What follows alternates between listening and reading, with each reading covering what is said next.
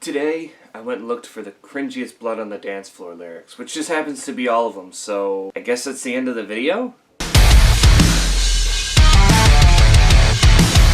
No, I'm kidding.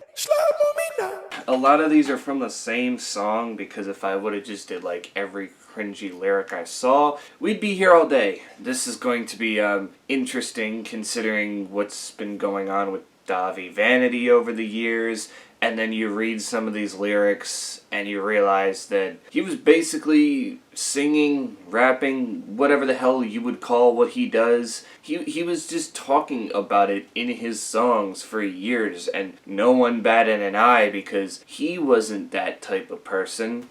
You know, whatever in this case, he needs to be put in jail. Yeah, let's go. This first one we have, it says here, less than 3 is just a tease. Send those nudes, make me drool. Hit me up, make me come. Wanna sext, I'll show you some. Sticky drama all the way. Want my dick, you gotta pay. You've seen what my thumbs can do. Now time to use my tongue on you.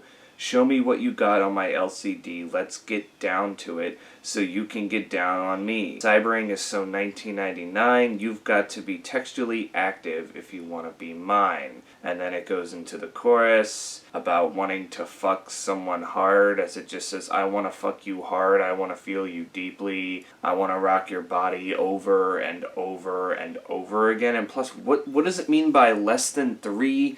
Is just a tease? What the hell does that mean? Are you talking about like babies less than 3 years old here? Are you pulling what's his face from that one band, the really gross guy? I can't remember his name now, or even his band's name. That's how much I just wanted to forget about this guy. Like, it's just so gross that he's writing lyrics about this. And don't get me wrong, I get that Blood on the Dance Floor's whole thing was the sex and violence and all this kind of stuff, but he's singing this to and about the underage girls that he, we'll say molested because it's what he did, because underage girls can't legally give consent, so it's kind of even more gross when you're looking at these lyrics.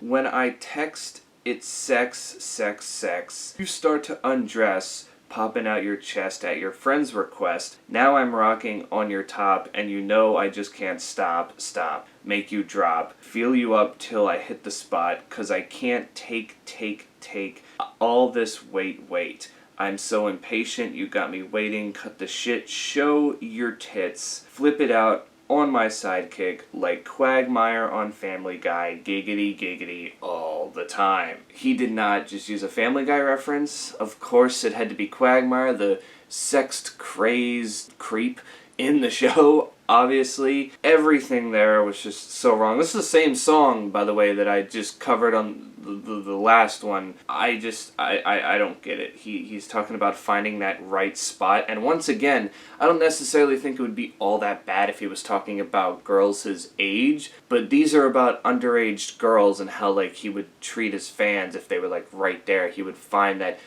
right spot, which is just, ugh. No, these are little girls, Davi. These are little girls. Hells yeah, go for more. Parents banging down the door. Oh no, caught with my pants down. Now I gotta leave this town. How did we miss that part at all? This is clearly him admitting to his crimes over the years. This lyric right here. And yet we just played it off like it's just some silly, little thing. Like, he's just telling a story. This didn't actually happen. Like, are we that fucking blind to it that we're just realizing this now? I use chopsticks. Yes, I do. I use chopsticks to eat you. Through your stomach and up your spine, through your skull, your brains are mine. Sluts get guts. And he goes on this thing about just eating her after murdering her. It's weird, like here you got 2, 4, 6, 8, hex cut, decapitate, disembowel, lock the doors and stay up late. All the kids love me, they think I'm fuzzy, but I'm a fucking monster that's gonna chop their heads off. Stuffing bodies in the trunk, all the whores who wouldn't fuck. Oh my god, bitches, sluts, stupid cunts. A bomb is ticking, their time is up. Even when they try to put in this, we'll call it horrorcore type feel, I can't take them seriously because even at that, he's still talking about the bitches that didn't fuck, that he wants to kill them because they didn't fuck him. It's like, you can't even get horror right. Like, this isn't necessarily like, I don't know. It's all about bitches, sluts, fucking them, and I guess murdering them is basically what you're gonna get from Blood on the Dance Floor songs. It's just really weird.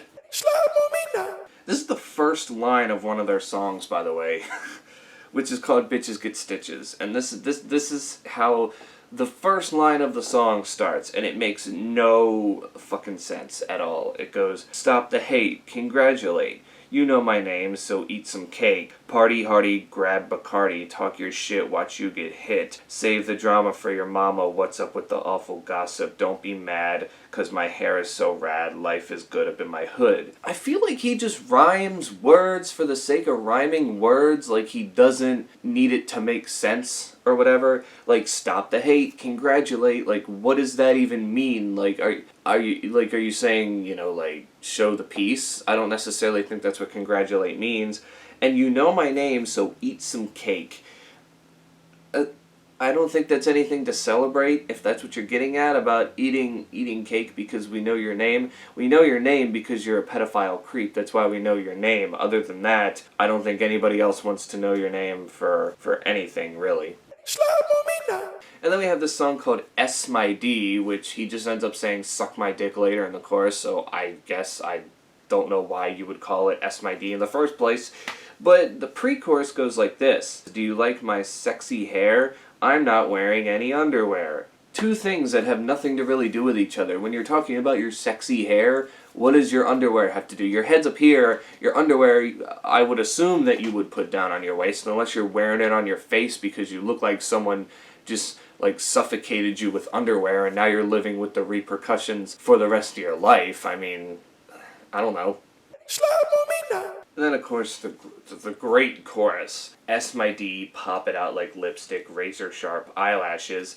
Now my fashion just thrashes in Death Star black. S my D, you get the point. It goes on, basically the same thing until they get to the part where they start saying, suck my dick, and it sounds more menacing. That's just Davi's logic of things, I guess. And then they wrote a song called Yo Ho, Yo Ho, a Pirate's Life, or something of the sort, and I'm just like, oh god, they did a pirate themed song, this is gonna be, not good. I could have told you that beforehand. Davi uses one of the most, like, cheesiest dad jokes you could use to introduce a song. So basically it says a pirate walks into a bar. You probably already know where this is going. The bartender asks, what's with the steering wheel in your pants? The pirate says, "Arr, it's driving me nuts." That's what we're introduced to on the song.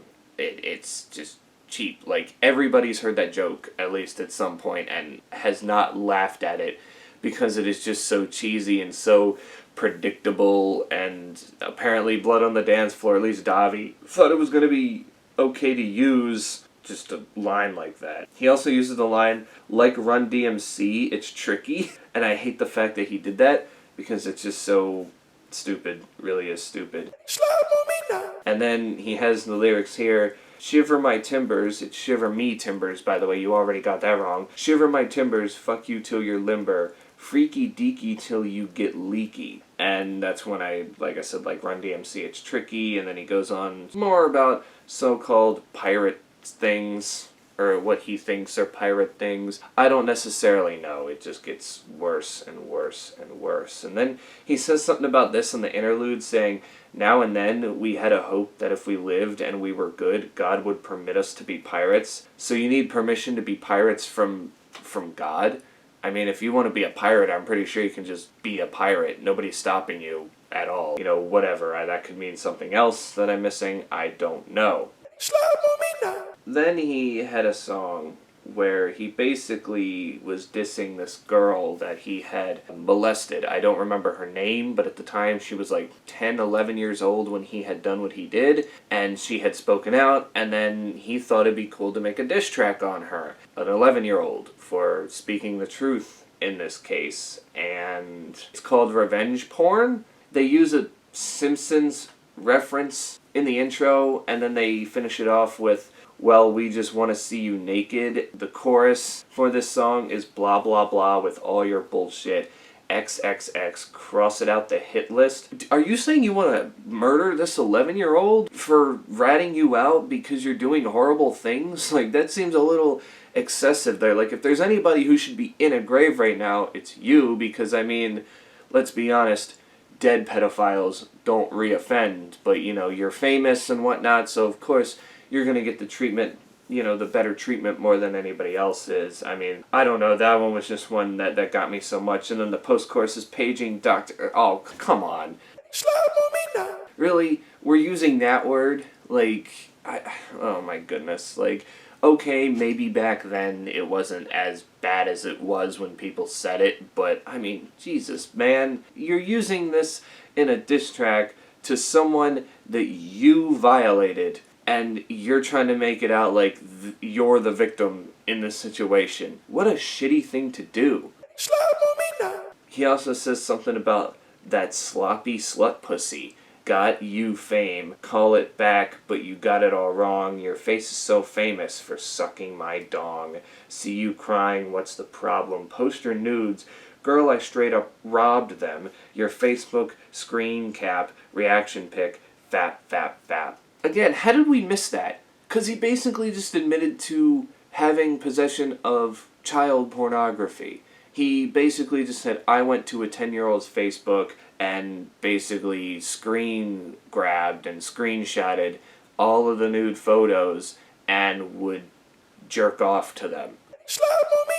How did we miss this? In a diss track where he's trying to defend himself and make him look like the better person. What were we doing back then where we didn't just... Like the court should use this as him admitting to what he's been doing, and now you tack on to those molestation charges, you tack on child pornography, because Jesus Christ, we should have known too, the song's called revenge porn, so obviously he's going to have some sort of kiddie porn somewhere if he's going to use it as like bait, like I'll leak your nudes if you keep talking, you know, like that's going to make the situation better for him. I don't know, some pedophiles' logics just, they go out the door once they get in trouble themselves. It's just, I can't even with this shit anymore.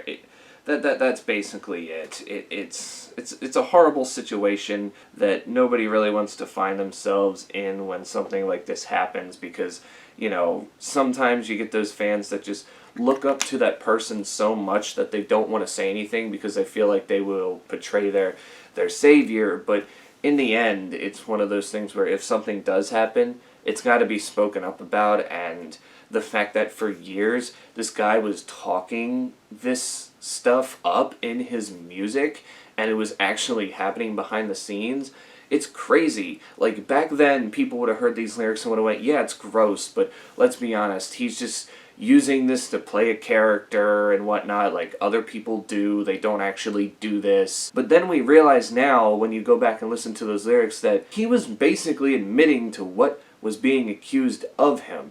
He literally admitted to having child porn. He literally admitted to, you know, molesting underage kids in these songs. And with no repercussions. He didn't deny it. He would just say, you know, you're wrong for coming out. This isn't what it is. It's like he thinks that a person under the age of 18 can give consent, and that's not true. Even if a 13 or 14-year-old were to say yes to sex, that still is not legal for them to do, so you're still molesting them. I'm only using molesting because it's a better word to say, really, than the R word in this situation. But I mean, Jesus Christ. For years, Blood on the Dance Floor had lyrics like this, and other than the few things that were said back then, we just swept it all under the rug because what? Because it's just all fun and games, and it's all just, you know, a character he's playing? No.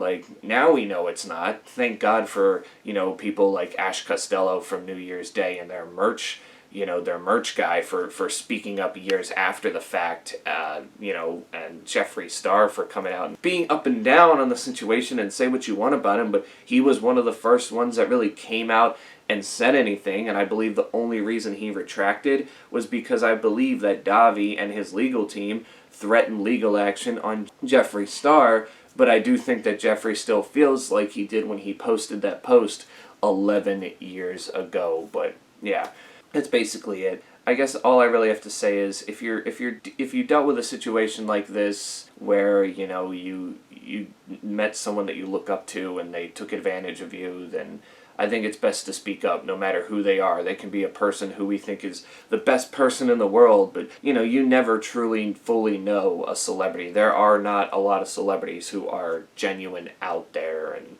you'd be surprised at some of the people who end up being who they are in the end when they do something like this. But it is what it is. We'll see if Chris Hansen keeps up with this, but I think for now we just have to look back and go, Blood on the Dance Floor was cringy. Crunkcore overall was cringy. I grew up in that scene.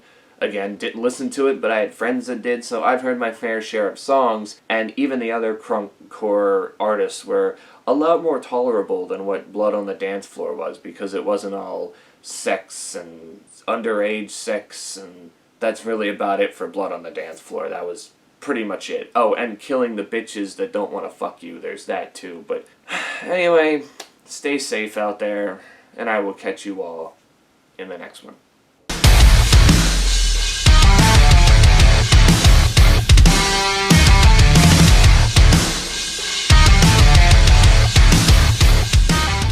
Everyone was a baby once.